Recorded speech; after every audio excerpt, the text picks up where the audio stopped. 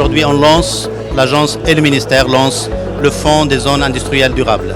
C'est un fonds de 30 millions de dollars qui est financé conjointement entre le ministère et l'agence, 15 millions, et il finance à la fois de nouvelles zones industrielles avec des standards élevés en termes de durabilité, en termes de services rendus aux entreprises, en termes de qualité de l'infrastructure, en termes de normes sociales et environnementales, ou également la requalification de zones existantes, surtout en termes d'infrastructure et en termes de gestion.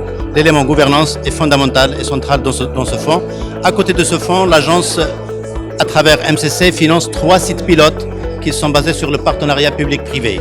C'est un nouveau modèle où le partenariat avec le privé, l'État fait sa part des choses, investit dans l'infrastructure et réunit les conditions de rentabilité pour le privé qui, lui, va faire sa part d'investissement, mais en même temps assurer la gestion et l'exploitation des zones. C'est un nouveau modèle qui est en mesure d'assurer la durabilité, la performance de ces zones-là.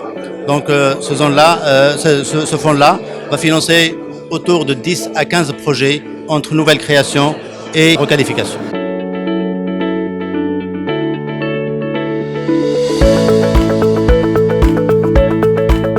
To be here today to talk about FONZID, which is a new fund that's being launched today by the government of Morocco and the government of the United States.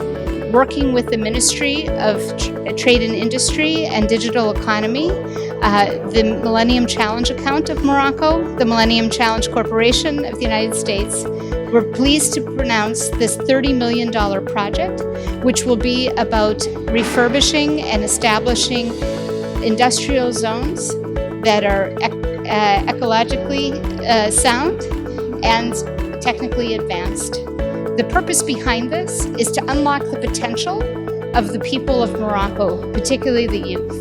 This will encourage people from the private sector, from government, from schools and civil society to look for projects in which they can increase businesses, they can expand educational efforts under skill building, and they can start revitalizing communities through improved employment.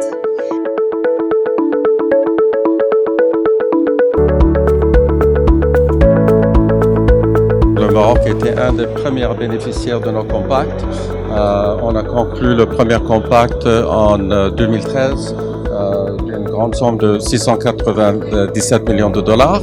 On est actuellement sur le deuxième compact et cette journée aujourd'hui c'est le lancement de le fonds dédié à des investissements dans des zones industrielles au Maroc.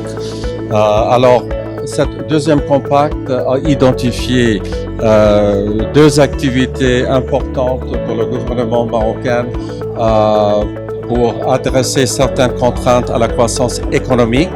La première activité dans laquelle on a décidé d'investir avec l'accord du gouvernement marocain, c'était dans l'éducation et l'employabilité des jeunes. Alors, on a un compact de 450 millions de dollars et la moitié de cette enveloppe est dédiée à l'éducation et l'employabilité des jeunes à travers plusieurs activités, de formation professionnelle, renforcement de l'éducation secondaire et plusieurs d'autres activités.